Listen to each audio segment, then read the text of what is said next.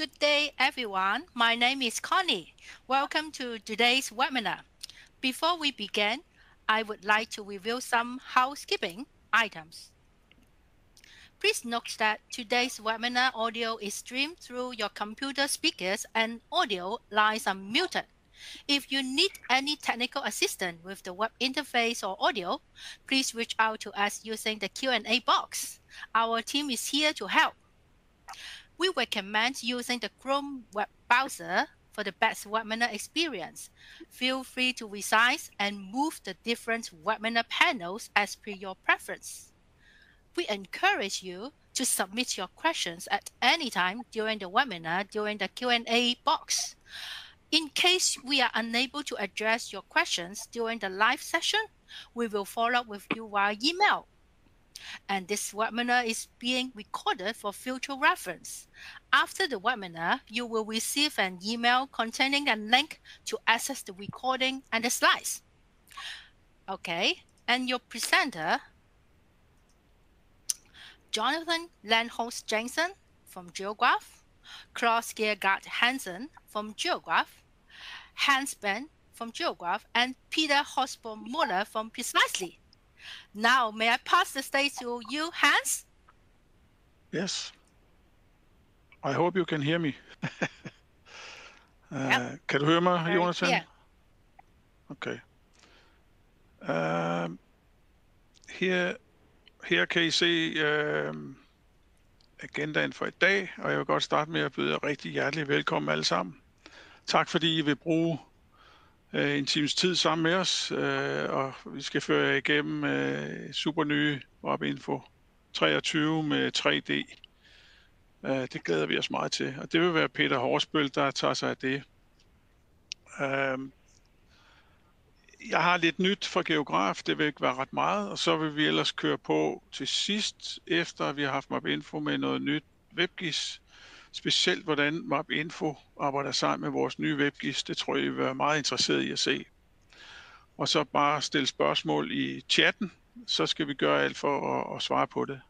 Og skulle der være noget detalje, I ønsker at gå i dybden med, så ring til os eller skriv til os bagefter. Ja.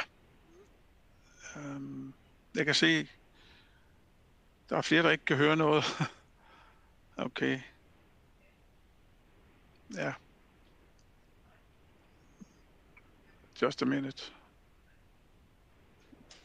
Vi kan godt høre dig, Hans. Ja, okay, godt. Så det må være et fortal. Jeg håber, det er, at I kommer på alle sammen og kan høre, hvad der bliver sagt. Ja. Hvis vi tager det, jeg gerne vil fortælle jer lidt om, inden vi går i gang med Webinfo. Nu er det jo Webinfo, det handler om, men jeg synes, det her produkt, GMG's Offline Backup System, er så relevant, så det kan jeg slet ikke lade være med at fortælle jer om. Altså, der er jo ingen tvivl om, at cyberangreb, det er ikke noget, vi bare snakker om mere. Det sker rent faktisk. Vi har ikke selv været ude for det endnu, mig bekendt, men vi har flere kunder, der har været ude for det, og der har været udsat for hacking af ubehagelige karakterer, sådan at man har været nede i nogle dage. Vi havde for eksempel en stor landboforening, som skulle lave jordprøver, og alt deres computer på kontoret blev hacket. Men de havde så det her system offline på deres tablet, og kunne fortsætte med at tage jordprøver offline, indtil det hele var op at køre igen. Det kunne så aflevere de data, de har samlet op, da de var op at køre igen. Så det er heller ikke ret længe siden, at vi havde, jeg tror det var 20 store forsyningsselskaber, uden jeg har navn på dem, som var meget tæt på at blive hacket her for nylig. Og vi må bare sige, at vi tror, det kommer til at ske igen og igen. Så længe krigen er i Ukraine også, så bliver det i hvert fald ikke bedre. Og derfor har vi ligesom designet det her produkt. En offline app, som I kan se her på billedet, viser alle relevante data for det her forsyningsselskab. Så de folk, der er i felten, de har altså på deres telefon lige ved hånden, kan trykke på en knap, og så kan de se geometrien, altså ledninger og komponenter her, og de kan trykke med i-knappen, meget simpelt, og så se de data, der er underlagt, eller de attributdata, der tilhører objektet. Og det er jo en kæmpe fordel, fordi vi ved jo godt, hvis der sker et nedbrud, så tager det altså noget tid at komme op og køre igen. Og der er flere systemerne, der er afhængige af internet. Her har I samtlige data offline på en telefon, for eksempel. Så relevansen er i top her. Vi har flere kunder, der kører med det derude. Nogle kører, hvor de får opdateret data automatisk hver dag, nogle hver uge, og andre sender bare et dump af deres data, en tab-fil eller en shape-fil, og så lægger vi det ind for dem, og så har man de data. Og man skal huske på, at det her er en nødløsning, det er en backup-løsning. Så data behøves jo ikke at være fuldstændig opdateret hele tiden. Altså, skulle der mangle en stikledning, jamen så betyder det ikke noget i 3 dage, eller en uge, hvor lang tid man bruger det her. Så det er en ekstra ting, man kan have med i lommen. Så det her med at sætte det op, og det her med at opdatere data, det er der flere metoder til, og det tager vi case by case. Det er nemt at bruge. Kan I se, der er nogle knapper ude til højre, og det er meget intuitivt, så der er ikke noget med, at man skal forklare teknikerne eller dem, der skal bruge det her i de her få dage, hvordan det bliver anvendt. Det er meget simpelt. Og de kan altid ringe til os ude fra felten og få noget hjælp i sådan en situation der. Hvilken knap man lige skal trykke på. Det kan vi sagtens hjælpe med, men det er meget intuitivt og nemt at bruge. Hvis I kunne tænke jer at købe det her, så kommer der nogle priser her. Og det er jo ikke mange penge. Det skal det heller ikke være, fordi det er en nødløsning. Det er noget, I skal have ekstra ved siden af jeres driftssystem. Og en licens koster kun 4.000 kroner om året. I kan også vælge at købe en site-licens op til 15 brugere for kun 20.000 kroner om året. Dertil skal I selvfølgelig afregne nogle timer for at få sat det op. Men set i sammenhæng med et kæmpe nedbrud, og hvad de her kritiske data kan give jer, når I står ude i felten, det er en god investering. Det tror vi bestemt på, det er. Det var egentlig bare, hvad jeg lige vil lægge ud med omkring et ekstra lille produkt, vi har. Og kontakte os, hvis I vil have mere at vide omkring det. Kan jeg se her? Ja, vi tager den næste. Så er der den her. Det er jo sådan, at nu skal vi snart i gang med at høre noget om 3D. Men for at kunne få det fulde udbytte af 3D, altså at kunne se det, der bliver lavet 3D, hvor I kan se det inde i MapInfo, så skal I have det her advanced modul. Det er et tillægsmodul til MapInfo. Flere af jer har det allerede, men der har også været nogen, der ikke har det. Og derfor så har vi for Precisely fået mulighed for at give jer 10% på det tillægsprodukt i 2 måneder. Så det med, at der kunne være interesseret, det er bare kontakt os. Omkring prisen kan jeg sige, det ligger cirka på 7.000 kroner for at købe et add-on, og så 2.000 kroner ekstra i vedligeholdelse. Man kan også købe en lejelicens, altså en licens helt ved siden af det her, og en lejelicenser vil altid indeholde alle moduler, som der ligger i MapInfo. Så det er kun dem, der har node-locked, hvor det er relevant at købe et tillæg. Peter kommer mere ind på det her, når han viser det. Rita kan ikke se min skærm. Okay. Okay, godt. Jeg tror, at det var det, og Peter, så vil jeg give ordet til dig, så du kan føre os igennem det meget spændende 3D. Tak for det, Hans. Nu vil jeg prøve at se, om jeg kan få lov til at dele min skærm her.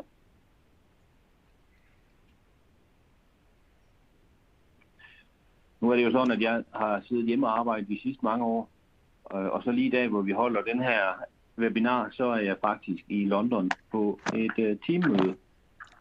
Men det skal jo ikke afholde os fra at lave et webinar, kan man sige. Så jeg vil prøve at kører jeg gennem nyhederne i Mapinfo Pro version 23 og også giver nogle meget konkrete eksempler på, hvordan man kan anvende de her nye funktioner, der ligger i den nye version. Det, som vi i høj grad har fokuseret på i den nye version her, det er det her med 3D-visualisering af data.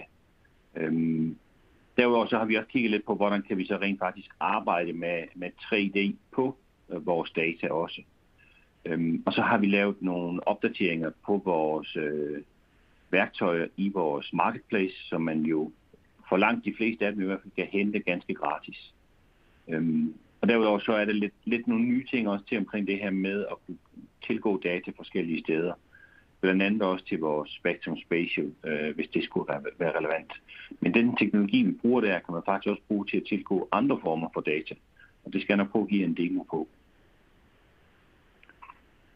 Så med hensyn til 3D, der tog vi en kig på, hvad er det rent faktisk for nogle muligheder, der ligger derude i verden, hvis vi nu skal vælge at forbedre det 3D-kortvindue, som allerede fandtes i Mapinfo. Og vi havde også en snak med dem, der faktisk solgte os den her komponent i første omgang for mange, mange år siden, om der fandtes en opgradering af den. Men det viser faktisk, at det var måske næsten sværere at udnytte den opgradering, end det var at prøve at kigge på nogle af de nyere teknologier. Og derfor har vi ligesom valgt at kigge på den her 3D-modellering via en OpenGL-rendering, som kører rigtig hurtigt, kan man sige. Det her avancerede eller udvidede 3D-vindue her, det kommer som en overbygning til Mapinfo, eller en add-in, som vi også kalder det. Så det er en applikation, man læser ind i Mapinfo, og så får man de her muligheder. Og det giver os de her muligheder for, at vi kan ligesom opgradere den løbende, uden at skulle opgradere hele Mapinfo også. Den er stadigvæk i stand til at gemme 3D-vinduer til arbejdsmåder, og man kan også med de her værktøjer faktisk se 2D og 3D ved siden af hinanden på samme tid. Så man kan sidde og kigge på de samme data i både 2D og 3D. Vi havde i første omgang højt fokus på at kunne understøtte det her med højdedata eller digitale terrænmodeller og kunne læse dem ind. Men vi har også lavet en del andre ting her, som jeg skal nok komme tilbage på, når jeg viser demoen også. Du kan bruge både dine lokale data i det her 3D-vindue, men du kan også lægge for eksempel andre former for data ind, som kommer fra sådan nogle 3D-tile-services. Og det skal jeg nok prøve at vise jer her, hvad det er for nogle, vi har adgang til som standard, når man installerer den her. Og så det her med Z og M-værdier giver vi nogle mulighed for, at man kan faktisk gemme og opdatere på knudepunkter på linjer og polygoner. Og der ligger et værktøj til, at man kan gøre det, og man kan også gøre det via MapBasic som sådan. Så det er nogle af de her ting, man måske kan bruge de her 3D-visualisering til.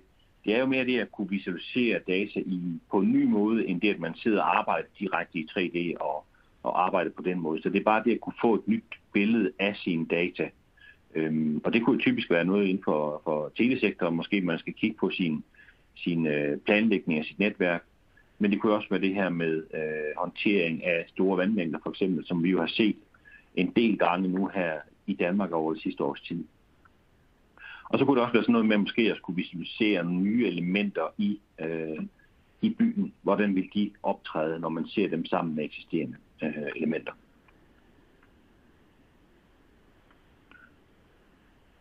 Og så har vi også forbedret nogle brugervenlighedsting, som jo vi får nogle forespørgsler på en gang imellem. Nogle af de ting, det er det her med, at man kan nu se, om tabellerne de er skrivebeskyttede. I kan se billedet herovre. Der er en lille lås på dem over i tabellisten her. Det kan være det, at man kan tænde og slukke for det kosmetiske lag, så det ikke bliver vist. Og så kan man nu også bruge et udtryk, når man bruger de her grid labels eller koordinatlinjer i sit kortvindue, så man ligesom begrænser, hvad det for en tekst, den rent faktisk viser. Og så har vi tilføjet lidt nye funktioner ned til højre klik ned på kortvinduet, så man nemt kan finde det objekt, man har valgt her, for eksempel i kortvinduet, bare ved at klikke på Find Selection, eller finde udvælgelse. Som jeg nævnte, så er der kommet nogle nye ting i Marketplace. Jeg vil ikke gå så meget ind i, I kan jo lukke den op, og så kan I kigge på det der. den, der måske er mest vigtig for jer, hvis I arbejder med 3D-data, eller skal kigge på at håndtere 3D på objekterne, det er Draw Tools, og den skal jeg prøve at vise lidt om også i demoen. Og så er Marbinfo Pro 23 nu tilgængelig i alle 16 sprog. Den er lige nu ved at blive lagt op på vores hjemmeside. Jeg har ikke lige tjekket her de sidste par timer, om den rent faktisk er kommet ud, men den skulle komme op i dag med de seneste sprog. Og der har vi også rettet nogle af de udfordringer, det var omkring den her silent-installation. Og så indeholder den også Bing-patchen. Så hvis man installerer den her, så har man ligesom Bing resten af året også, uden at skulle installere en særskilt patch til den. Og som altid, så hører vi rigtig gerne fra jer, hvis de har nogle idéer eller forslag til, hvordan vi kan gøre det bedre. Så Precisely Ideas, det er stedet, hvor I kan give os tilbagemeldinger på produktet. Og så er det noget, vi holder øje med her. Så man kan se her, om der er nogle ting der. Og man kan også gå ind og ligesom give stemmer til de forslag, der ligger der allerede derinde. Så man behøver ikke kun at oprette sin egen. Man kan også gå ind og se, at der er måske nogle eksisterende, der dækker det her behov. Og så stemmer man på dem. Og så får det en højere vægt, at der er flere, der kigger på de her idéer. Nå, så var det tid til demoen. Det er jo ligesom det mest interessante. Så det første, jeg vil prøve at kigge på, er det her med at kunne arbejde med 3D i Marbinfo. Og det vi siger her, det er jo det her med, at med den nye 3D-funktionalitet her, så åbner Marbinfo op for en ny form for 3D-visualisering. Jeg skal prøve lige at give jer nogle eksempler på det her. Så hvis jeg åbner min Marbinfo her, så kan jeg prøve at tage lidt tilbage i tiden. Tilbage i 2004, da besluttede min hustru og jeg os for at tage en honeymoon eller en bryllupsrejse, for det fik vi ikke rigtig i forbindelse med vores bryllup. Så vi besluttede os for at tage på safari i Afrika. Og hvis man snakker Afrika, og man snakker bjerge, så tænker man måske ofte på et bjerg. Og det er Kilimanjaro, det er jo det, som flest folk de tænker på. Og det ligger faktisk hernede. Så hvis man nu prøver at zoome ind her, så kan man jo se bjerget ligger her. Det er måske ikke særlig tydeligt, når man ser det i den her flade 2D-visning med det her rasterbillede her. Men det her, det er faktisk Kilimanjaro. Så hvis man nu skulle prøve at illustrere det på en anden måde, så kunne jeg prøve at åbne det i et 3D-kort i stedet for. Og det kan jeg gøre ved at klikke op på 3D-menuen heroppe, der er kommet op. Og her kan jeg oprette et nyt kort. Og så kan jeg her faktisk give den et navn. Jeg kan også beslutte, hvor den skal ligge henne. Og jeg kan vælge en source. I det her tilfælde, der vælger den her MapSen Terrarium, som er en global højdemodel, som nemt kan læses ind i et 3D-vindue i Marbinfo. Den er rigtig god til det her med at få et overordnet billede af, hvordan det ser det ud, men den er selvfølgelig ikke særlig god i detaljerne, fordi dens opløsning ikke er, som man er vendet til i Danmark, for eksempel, hvor du har en 40 cm opløsning på din højdemodel. Så kan jeg også vælge en overflade her, og der kunne jeg tage min Precisely Steel, for eksempel, som et baggrundskort ligger ovenpå. Jeg vil ikke tilføje flere lag, det kommer jeg tilbage til det her lidt senere.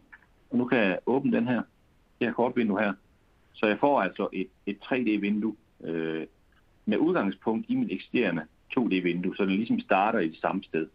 Og det der ligesom er trigger her, det er, at jeg ser jo sådan lidt på det samme, og hvis jeg trykker op på den her top view heroppe, og jeg kan se nu her, at jeg får startet en engelsk version, det var slet ikke meningen, det skulle faktisk være en dansk. Det beklager jeg. Den findes vel også på dansk. Så kan I se, at det minder jo rigtig meget om det, jeg så over den anden. Hvis jeg nu holder kontroltasten nede, så kan jeg faktisk med mus med at klikke og holde nede, så kan jeg faktisk rotere og tilte mit kort, som jeg har lyst til, så jeg kan ændre hele den her visning her. Og igen kan jeg zoome ind. Og det der er fordelen ved den her terrarium her, i samarbejde med højde med min tileserver her, det er, at den ligesom får bedre og bedre opløsning ind, efterhånden som jeg zoomer ind og ud i mit kort. Nu var det jo det, at vi skulle på bryllupsrejse i Afrika, men vi skulle ikke til Tanzania, vi skulle til Kenya. Men hvis jeg lige bladrer over her til Kenya, så har Kenya også et højt bjerg. Det er måske ikke så mange, der kender det, for det er jo kun det anden højeste bjerg i Afrika, Mount Kenya, som det hedder. Men vi havde faktisk en overnatning, måske var det faktisk 2 her på Mount Kenya. Det var dog på den nordvestlige side hvor det var en safari-park her, man kunne overnatte på. Og de lokale afrikanere, de advarer jo til som at tage det op, fordi der var, som de siger, hundekoldt deroppe. Der var kun cirka 15 grader. Det er jo i Afrika temmelig koldt. Hvis jeg nu prøver at hoppe over i et andet 3D-vindue, jeg har her, så har jeg prøvet ligesom at lægge nogle andre modeller ind her, så jeg har lagt et ortofoto ind, og så har jeg lagt en bygning ind også, der ligesom skulle repræsentere den her bygning. Så den måde, som det var struktureret på, det var, at man kom ind af vejen her bagfra, og så var det ligesom en bygning, man boede i, sådan en 3-5 etagers høj træbygning. Og så er alle værelserne, de var ude til forsiden, eller bagsiden, om man vil. Det er jo så her på bagsiden, at der var et vandhul og et åbent område. Så man kunne simpelthen sidde op i værelserne heroppe og se ned på vandhullet, hvor der kom forskellige dyr for at drikke i løbet af dagen. Og I kan se, der var både elefanter, og så var der også nogle løver.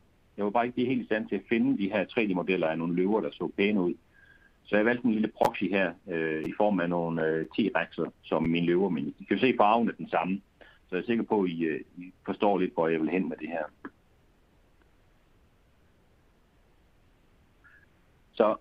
Så virkelig med den her nye måde at kunne visualisere data, så får man mulighed for ligesom at kunne udvide den visualisering, man har i Mapinfo. Så det ikke kun er fra et 2D-perspektiv, men man ligesom kunne vise data i 3D, og på den måde ligesom få nogle andre ting ud.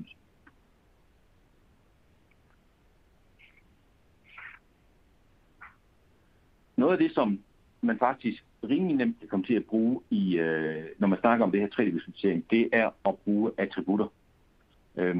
Og her der vil jeg vise, hvordan man faktisk med en 3D-visualisering kan få nogle helt andre informationer ud af sin tematisering, som man ikke direkte kan se i sin tematisering. Så man lige prøver at hoppe tilbage til Mapinfo igen, og så lige lukke alt her. Og så prøver jeg lige at åbne et nyt arbejdsområde her. Og går vi lige takke op her. Der har jeg lavet sådan et datasæt her med fra mit lokale område. Har jeg taget nogle bygninger, og så har jeg tildelt noget energiforbrug. I det tilfælde, der er det vand. Det er selvfølgelig ikke de helt reelle data, jeg har taget her, men bare for at give jer en idé om, hvordan man kan bruge det her. Så man kan jo, med den tematisering, så kan man få en idé om, hvor er de store forbrugere, hvor de små. Og jeg kan faktisk også sådan rimelig nemt slukke for de små måske, og så kigge på de store. Men det, der er lidt svært for mig at se i min tematisering her, det er, når de der to, de er samme farve, så ligger det den her afstand her med forbrug på mellem 460 og lige over 900. Men hvilken af dem har så det største forbrug? Det er lidt svært for mig at se direkte det her kort her. Så der kommer 3D måske ind som en alternativ måde på at vise de her data. Og lad mig lige prøve at vise jer, hvordan I rigtig hurtigt kan få det her lavet. Så igen, så går jeg op og vælger mit 3D-kort. Jeg vælger at lave et nyt 3D-kort her. Og igen, så tager jeg min terrarium her som min højdekilde. Tager min precisely bonds, og så tilføjer jeg nogle lag på mit kort nu her også. Trykker OK, og så beder jeg mig om, hvad det for nogle lag, jeg vil tage ind. Og i det her tilfælde, der er det kun mine bygninger, fordi jeg har jo allerede mit baggrundskort inde, så det behøver jeg ikke tage ind igen. Og så siger jeg OK. Og så vil den igen generere et 3D-kort til mig. Lad os nu lige prøve at vise dem sådan side om side her. Og så igen gå over til mit 3D-kort, og så sige top view. Så kan I se, at de minder jo rigtig meget om hinanden, hvis man lige husker at tænde på alle dem der igen. Så er det jo de samme bygninger, jeg ser. Jeg har de samme farver på min tematisering. Så på den måde så er de jo meget identiske. Det, der ligesom er tricket, det er, at den her over, den har jo nogle flere muligheder. Og det er netop det her med, at jeg kan rotere den. Og så kan jeg se nogle højdeinformationer i det. Lige nu har de ikke som sådan nogle højdeinformationer. Men det kan jeg styre over min 3D-visning herover. Så herover kan jeg gå over og vælge, hvordan vil jeg gerne visualisere mine bygninger. Og jeg kan vælge at sige, at de skal være relative i forhold til mit terræn, så de ligger faktisk lige oven på terrænet.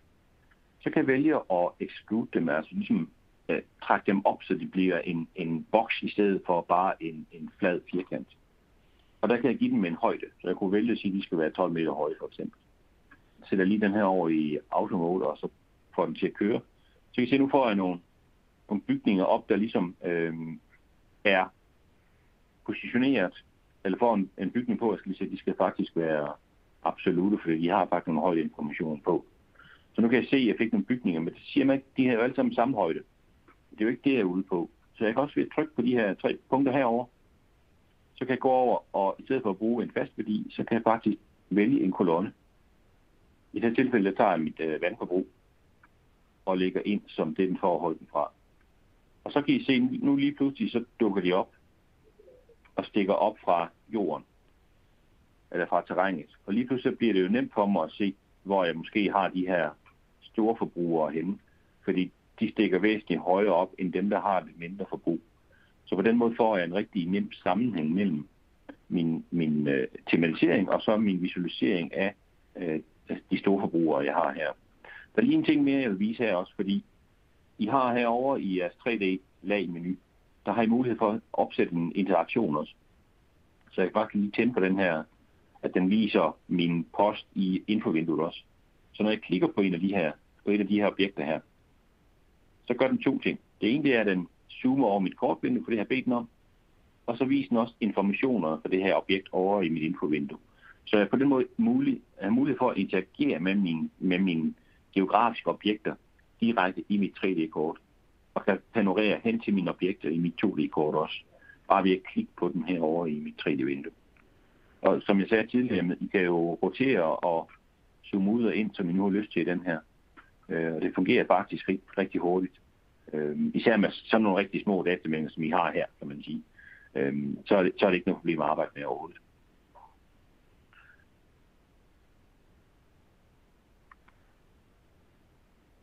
Ja, altså som I kan se her, så kan I med den her 3D-visualisering få et helt andet perspektiv på jeres data. Og ligesom trække yderligere information ud af jeres data. Så det bliver meget nemmere at genkende de her data her.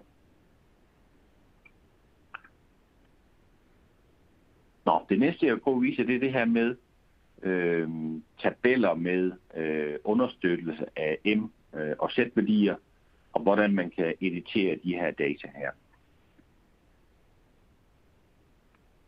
Så lad mig lige prøve at hoppe over i Mapinfo igen.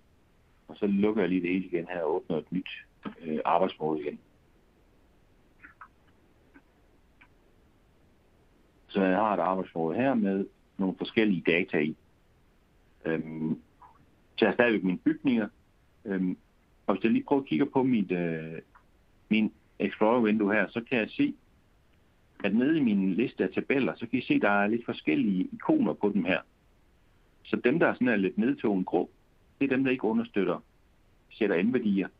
Og dem, der har lidt mere farve på, ligesom har sådan lidt konturagtigt, som om de ligesom er lidt 3D, det er dem, der understøtter M og Z. Hvis I dobbeltkigger på sådan en tabel her, så kan I se, at understøttelse for M og Z, den er aktiveret her, og I kan ikke slå den fra herinde. Det I kan gøre, det er, at I kan højreklikke på den, og så kan I sige igennem kopi som. Og så er det herude, I kan enten slå det til eller fra, det her med understøttelse af M'er og Z.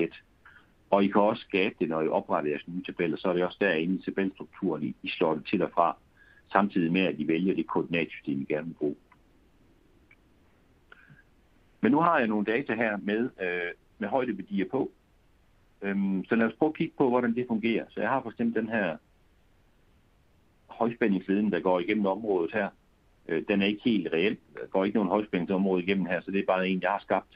Så hvis jeg nu prøver at dobbeltklikke på sådan et objekt her, så kan jeg se dens koordinater stadigvæk. Det er jo ikke noget nyt. Jeg kan se længden og antal linjesegmenter osv. Og så kan jeg også se, at den faktisk har M- og Z-værdier tilknyttet. Så det er en ekstra information, jeg kan hive ud af mine objekter, om de har de her informationer. Det jeg også gør, det er, hvis jeg har Snap aktiveret, holder den over et knudepunkt, så kan I se nede i hjørnet, dernede hvor I normalt bare kan se koordinaterne, så viser den også Z- og M-værdierne på det knudepunkt, I holder musen på lige nu. Så på den måde kan I se de direkte værdier på objekterne, eller på knudepunkterne, efterhånden som I bladrer rundt i dem her. Det næste det er jo så det her med, hvordan kan I så redigere dem. Jeg har allerede indlæst min draw tool. Skal I se, om jeg har den kørende. Jeg har ikke, så den går lige op og starter op en gang. Så jeg har den liggende herovre under mine registrerede værktøjer. Dobbeltklikker på det, så læser den dem ind. Og den finder jeg ude i Marketplace, som ligger her, ikke også? Så derudfra kan I hente den ned og installere den og aktivere den med det samme. Det er bare et enkelt klik, og så har I faktisk værktøjet. Når jeg indlæser det, så lægger den nogle værktøjer ind i på den her geografiske eller spatial for andebladet her. Og så deltid noget omkring knudepunkter. Lige nu kan jeg ikke rigtig se nogle ting her, fordi de fleste ting lige er nedtonet. Så jeg skal lige have fat på det lag, jeg har valgt her. Jeg skal lige gøre det redigerbart. Og så kan jeg se, at jeg har lidt forskellige værktøjer her. Så et af de værktøjer, jeg har, det er den her sæt koordinat på knude, kan man oversætte lidt til på dansk. Hvis jeg vælger det værktøj, så kan jeg klikke på et knudepunkt. Og så viser den mig faktisk flere informationer her. Den viser mig koordinaten på objektet, sæt og m-værdien også. Og jeg er faktisk også i stand til at ændre det her. Så jeg kan meget specifikt gå ind og give den en anden værdi i mine x og y-værdier. Og det er jo faktisk det, som værktøjet startede som. Det var mulighed for at kunne redigere de her knudepunktskoordinater.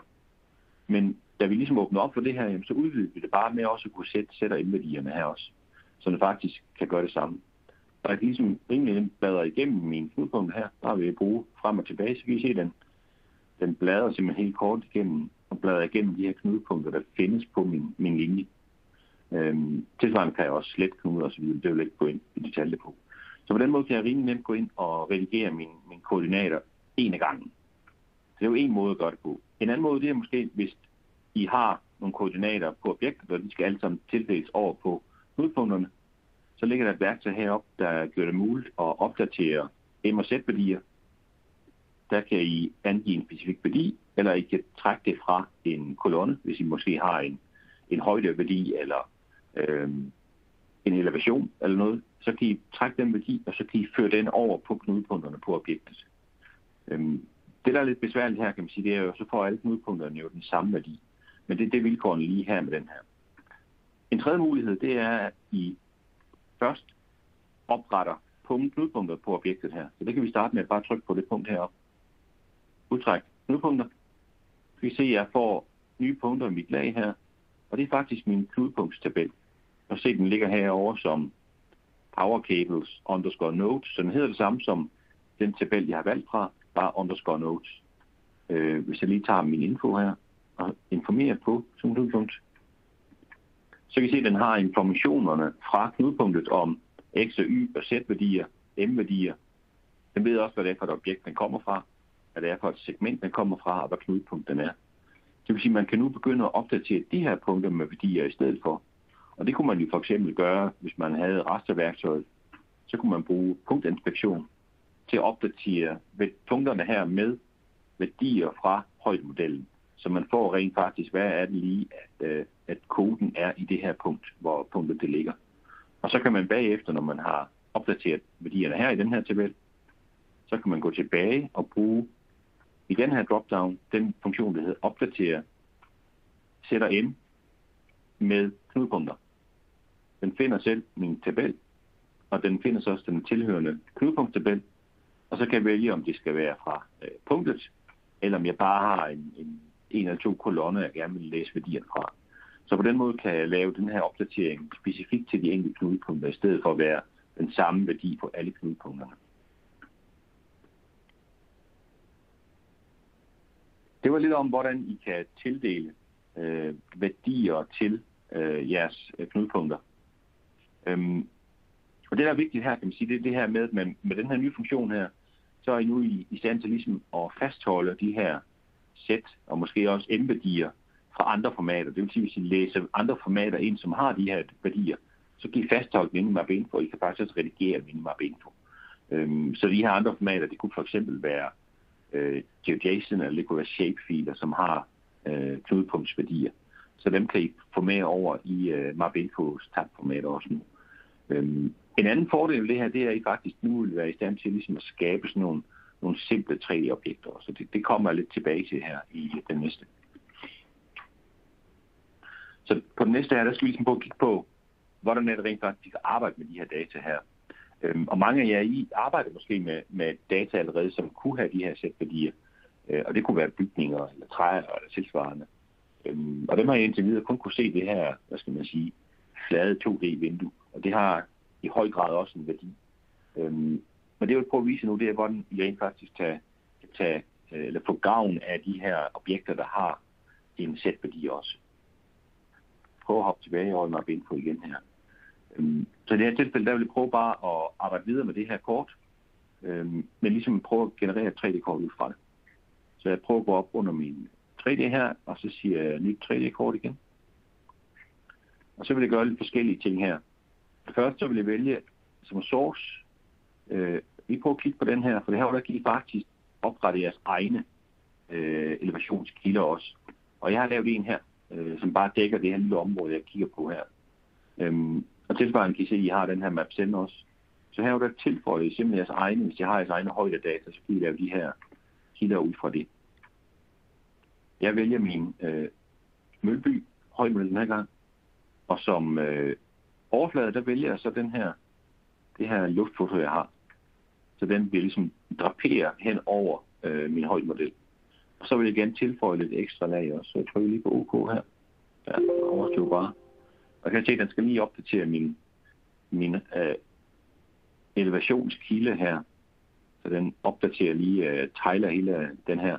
Så det den kan gøre, hvis det er store datamængder, så bider den ligesom selv det her billede op i mindre bidder.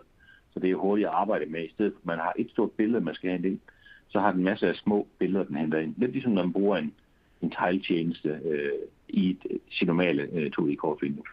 Nå, lad os lige se her, hvad det er for nogle data, jeg vil have ind her. Så jeg fjerner simpelthen flueben ved dem, jeg ikke vil have ind, og de andre, dem får jeg så med over som nye lag over i mit 3D-vindue. Så jeg tager min højspændingsledning og masterne, tager bygningerne, og så tager jeg bare min area of interest. Det er den her blå afgrænsning her. Det skal jeg nok lige vise, hvad ideen er med den. Så nu genererer jeg mit 3D-kort her. I kan se, at jeg får mit kort vist her. Se, der er lidt udenom her, lidt snask rundt om. Så det jeg nemt kan gøre, det er, at jeg kan beskære mit område her med min polygon her. Jeg kan bare klikke på den her over i burgermenuen, og så kan jeg sige, sæt det her som mit kliplag. Og så klipper den simpelthen alt væk uden omkring den her, og skal lige huske at aktivere auto, og så få den til at opdatere vinduet. Så hvis jeg nu har den lavet en begrænsning omkring det her areal, som jeg rent faktisk er interesseret i at se. Jeg skal lige prøve at zoome ind en gang her. I kan se mine bygninger her, de er lidt flade, så dem skal vi lige give den højde også. Og igen her, der bruger jeg min extrude, og så går jeg ud og laver et udtryk herom. Det kan være flere ting. Det behøver ikke nødvendigvis at være en enkelt kolonne. I kan også lave et udtryk, som ligesom laver en beregning. Altså i tilfælde, der tager jeg min maksværdi og trækker fra min minimumværdi. Det er ligesom det, jeg anser som værende højden på en bygning. Så får jeg mine bygninger til at stå op på mit kort her. Og som ligesom giver lidt mere effekt i min visualisering her. Og det I kan se her, det er, at I faktisk heroppe bagved. Vi prøver at dreje rundt en gang, og så bakker.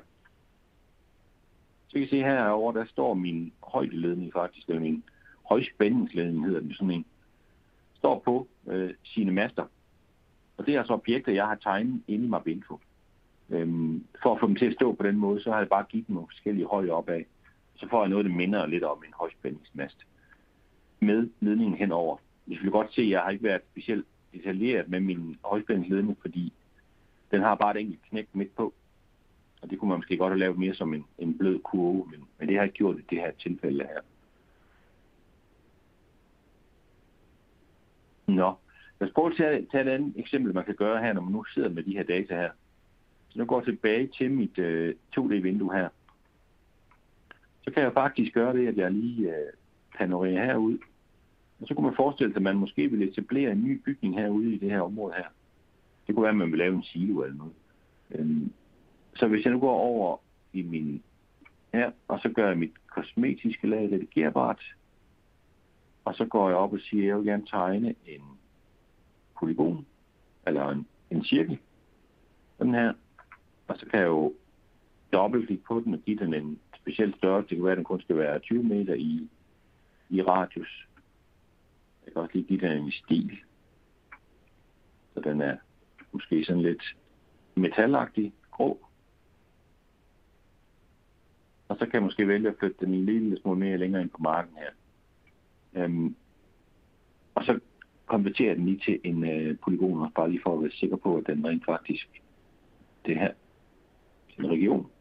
Sådan. Så nu har jeg lavet en polygon her, og den gemmer jeg lige som et nyt lag. Jeg kunne selvfølgelig også oprette et lag med det samme, ikke? Så det her bare en måde at gøre det her på. Så gemmer de her i et nyt lag her, og kalder den planlagt silo hjem, og så bliver den gemt om og åbnet ind. Og det jeg kan gøre nu, det er, at jeg kan gå over mit 3D-vindue igen. Og så kan jeg lige zoome derud, hvor jeg ved, at den skulle placeres. Hvis jeg nu lige kan huske, hvor det var, jeg smed den hen. Det var herude omkring. Og så kan jeg faktisk trykke på tilføje et lag. Herover har jeg også mulighed for at tilføje et lag. Der kan også gøre det direkte om i en 3D-menu. Jeg kan vælge alle fra, og så vælger jeg bare min nye silo her, som et lag, jeg lægger ind. Og så får jeg min silo ind her. Og det jeg kan gøre med den, det er, at jeg kan gå ind og sige, at den skal være relativ til mit terræn. Og så vil jeg gerne give den en højde også, så måske sådan en, hvad kan den være? 15 meter høj. Og så kan I se, at siloen den popper op. Så det er meget nemt på den måde her at skabe nogle objekter, der ligesom kommer til at optræde i kortet. Og jeg kan ligesom placere mig ned omkring den. Og faktisk se, hvordan er det lige, det kommer til at blive oplevet, hvis jeg står her. Jeg kan måske også stille mig ned i området hernede omkring. Og så kan jeg rotere mig rundt igen. Og ligesom få en idé om, hvor synlig er den der udefra.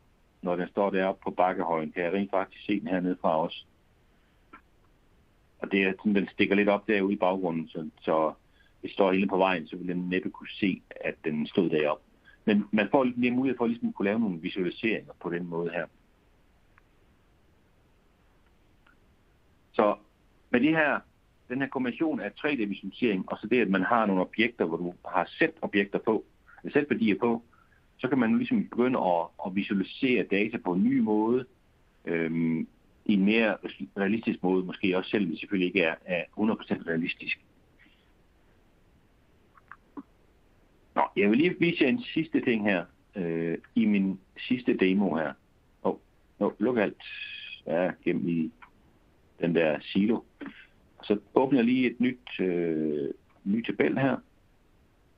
Jeg tror, jeg har en baggrundslag herinde, en skærmkort. Så jeg nævnte i starten, at vi har ligesom åbnet op for en ny måde at tilgå data på. Og den ligger i åben tabel. Så i forbindelse med mission 2021, så kan I måske huske, at vi tilføjer de her OGR-vektorfiler. Dem hernede, som er jo en lang række forskellige nye, skal man sige, driver til vektordata i mange forskellige måder, former. Det man også kan bruge, er, at man kan faktisk også tilgå de her formater via en URL. Så hvis jeg nu klikker på den her op i stedet for, så kan I se, at typisk så vil jeg kunne vælge min ODBC, som kobler på en database. Men jeg kan også vælge OGR som en forbindelsestype her. Og så kan jeg vælge at angive en ny. Her skal jeg så kende den URL, jeg gerne vil tilgå. Hvis jeg er heldig, så har den faktisk lagt ind her, ja. Så jeg har en her, der ligesom bruger min dataforsynings API og går over og forespørger på vejstykker med en given kommunekode. Og så henter jeg data ned i GeoJSON-format. Jeg skal lige vælge den her OGR-driver. Den skal lige vide, at det faktisk er GeoJSON, der kommer tilbage. Og så kan jeg sige OK. Og den her siger jeg også bare OK til. Så henter data ned og præsenterer den for mig. Det kunne jo være, at den her film skal indeholde flere data. Eller datasæt. Så den her jeg vil hente. Og under optioner her, der kan jeg så gå ind og sige, gem den lige som en map-info-tabel. Og lad os lige smide den et andet sted. Lad os smide den herude under webserver data her. Vi kan give den det der navn, så den hedder det samme som den der i forvejen. Med testet med. OK. Og OK. Og det den gør nu, det er, at den faktisk henter dataen her i baggrunden. Det tog ikke lang tid, der var ikke så mange vejsegmenter der. Og så har jeg nu hentet, hvad skal man sige, vejmidler ned for en enkelt kommune heroppe i nord for Randers. Så det er en rigtig nem måde at tilgå de data, som ligger som sådan nogle tjenester og er tilgængelige med forskellige formater, som vi nu kan tilgå via den her OGR-driver. Og det er faktisk den samme måde, vi bruger til at tilgå data, der ligger i vores Spectrum Space, vores serverinstans også. Så se, hvis jeg informerer på den her, så har jeg også attributter og så videre med nede her, så jeg kan se de her forskellige informationer, der nu bliver udstillet fra dataforsyningens side.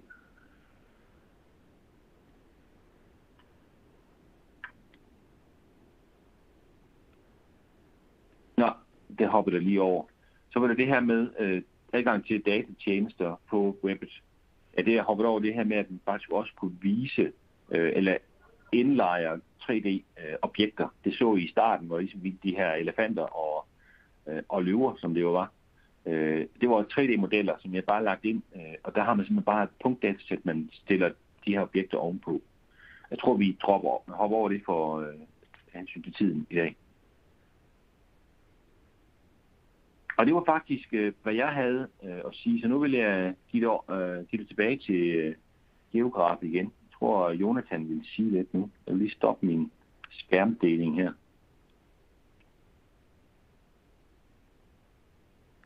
Yes. Jamen, jeg vil prøve at vise, at vi har lavet en ny lille WebGIS. Så vi har jo altid haft en WebGIS i Geograf, men det har ligesom været et selvstændigt produkt, som har kørt ligesom mange af de andre WebGIS'er, man kender, hvor man skal ind i en editor, og så sidder man og sætter lagene op, og man opretter datakilder og alt det her. Vi har lavet en helt ny med vores egen motor, og i den der har vi så også lavet en ny kobling, så man simpelthen kan tage et Mapinfo-kort direkte, og så køre den direkte ud i WebGIS'en, uden at man skal sidde og lave en masse opsætning. Så jeg vil lige prøve at vise en live demo af det, og det er altid spændende. Så.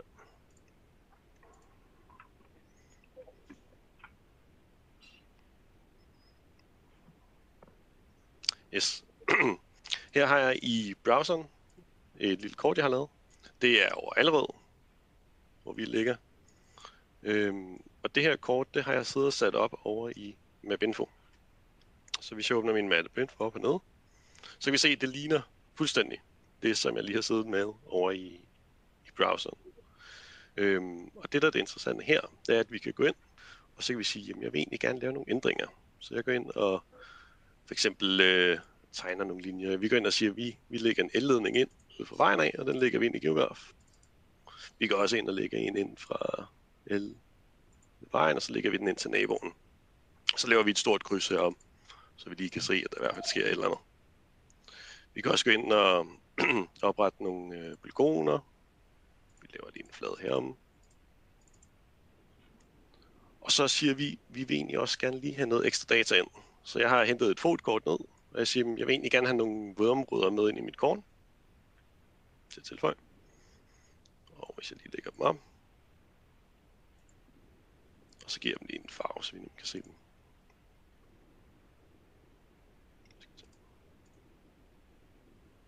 Se, de går med herude. Så kan jeg gøre det, at nu siger jeg vil gerne have de her ændringer ud i mit kort. Så jeg går over i min Geograf-tab, så siger jeg konverter. Så står den lige og tykker lidt på det. Det kan vi se hernede, at den går i gang med at konvertere.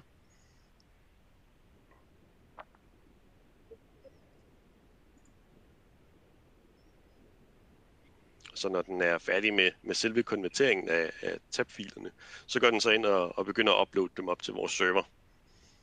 Og det gør den i gang med lige her med et øjeblik.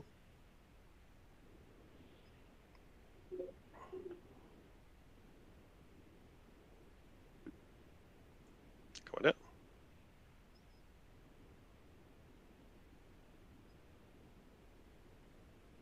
Og så går den ind og siger, at upload er succesfuld. Så kan vi gå ind i browseren igen.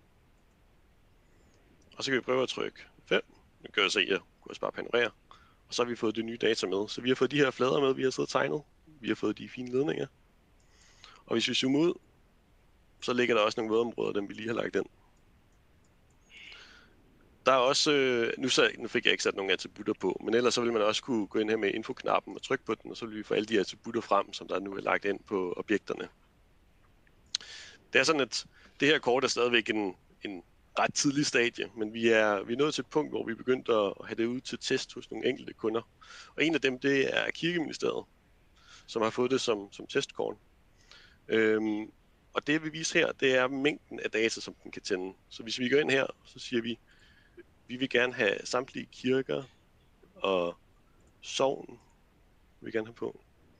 Så slår den det til for hele Danmark. Begynder at zoome ind. Så har vi en lagvælger, som vi har fået fra Miljøstyrelsen af. Og inde i den, der ligger cirka 400 lag, som er lavet som standarder. Det vil sige, uden at man har nogen opsætning inde i kortet for alt det her, så kan man gå ind og hente dem her. De er lagt ind som standard, så siger man, jeg kunne egentlig godt tænke mig lige at få nogle, det kunne være nogle kulturarv. Det vil vi gerne lige have med ind i vores WebGIS-kort og kigge på. Så kan man lige få her med det samme. Og så kan man ellers bare begynde at slå dem til. Det gør jeg lige skal slå noget af det andet. Og det er fordelen her, det er jo netop, at det er ikke noget, som man skal ikke ind i datafordelerne og sidde og lede efter det her data, oprette bruger og alt muligt mærkeligt. Man trykker bare tilføj, og så finder man de lag, man gerne vil have, eller søger det frem og henter det på. Vi har også en søgefunktion, hvor vi som standard, vi kan søge både efter ilde rød. Så kommer der både kirker, sogn, postnumre, adresser. Vi kunne fx sige, at vi vil gerne se sognet. Det er så ikke ilde rød. Men så zoomer den hen, og så highlighter den præcis de ting, vi gerne vil finde. Og den kan også sættes op til at søge på ens egen data, så i nogle eksempler, hvor vi har store forsyningsselskaber, så det her søgefelt herom, så vil de have søgning på samtlige transformerstationer og alt det, de nu engang har liggende i deres område.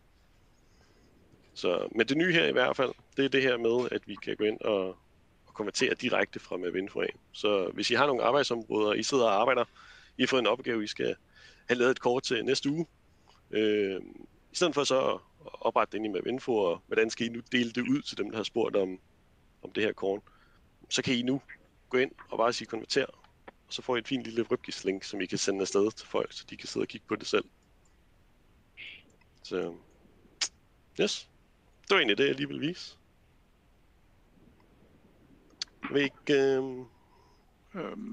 tror vi skal til noget Q&A? Jeg er på nu. Jeg tænker at se, at der er nogle spørgsmål. Michael Rigtorp har spurgt, håndterer Mavinfo kun GIS-formater, eller kan den også håndtere CAD-formater som BIM-modeller? Så jeg ved ikke, hvem der har mod på at svare på det. Det er nok noget for Peter.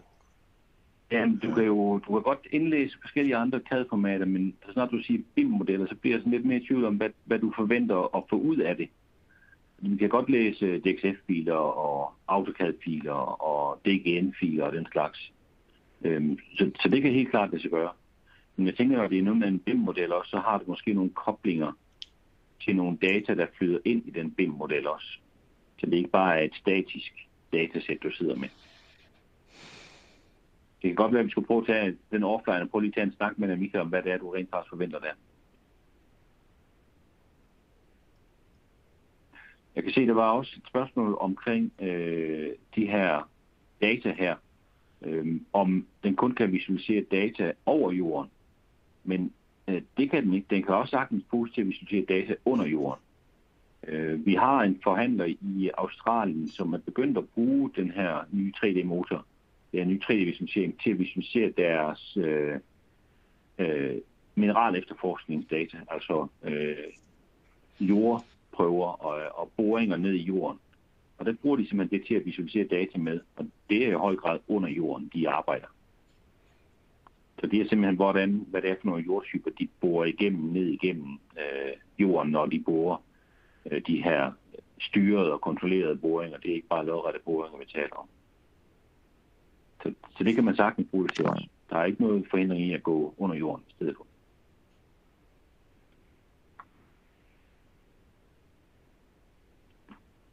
Godt. Jeg ved ikke, der er flere spørgsmål. Det er Q&A-feltet, vi kan bruge til at stille dem i hvert fald. Nemlig. Og vi håber, at alle de har fået lyd på det, så sådan noget. Men ellers så kan man også lige sunde sig lidt, og så kan man jo stille spørgsmålene bagefter. I får jo også tilsæt den her præsentation bliver optaget, så I har mulighed for at se det bagefter og stille spørgsmål. Jeg ved ikke, Claus, at du havde en kommentar, havde du ikke, Claus, omkring M-værdien måske? Jo, jeg havde en enkelt kommentar, fordi lige da jeg så det her allerførste gang, der var jeg sådan lidt i tvivl om, hvad bruger man egentlig den M-værdi til? Og en værdi, der for eksempel, eller en måde at bruge den på, der kan være relevant for eksempel for ledningsejere, det er at gemme dybden i den. Altså, udover selve sætværdien, så er også dybden i forhold til jordoverfladen. Det var sådan en, hvis man snakker ledninger, der er meget relevant i den sammenhæng. Ja, så du ikke kun gemmer, hvad skal man sige, koden, men faktisk også, hvor dybt ligger ledningen. Ja, der er jo ofte et krav om, at man for ledningerne registrerer, hvor dybt de ligger. Ja.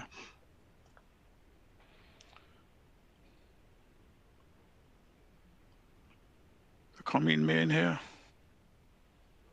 Stig Prysing. Hvordan med på vandet dybder?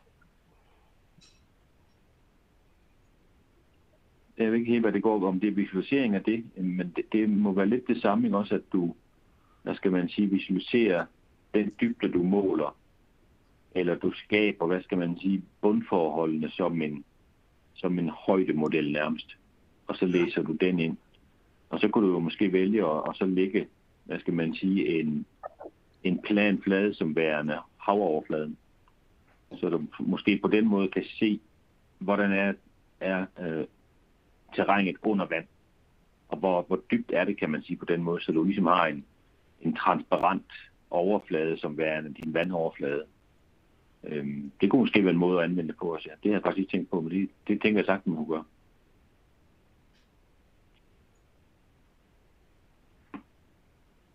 Yes. Meget spændende. Jeg kan se, der kommer ikke flere spørgsmål ind til. Vi har brugt en time cirka. Vi havde regnet med 1,5, men det er jo sådan, så får I lidt mere tid til at arbejde. Det er jo dejligt. Hvis der ikke er flere spørgsmål, så, og der ikke er nogen kommentarer fra mine gode kollegaer, så vil jeg i hvert fald gerne herfra Geografs side og for Precisely også sige tusind tak, fordi I vil bruge en time sammen med os og se det her spændende nye produkt og de andre ting, vi har vist jer. Og som sagt, tag fat i os bagefter, hvis I mangler priser, eller I vil have noget uddybende info, så er det bare at tage fat i os, så er vi der som en fisk i vandet. Så tak herfra, og have en fortsat rigtig god dag. Hej hej. Hej hej. Fortsat god dag.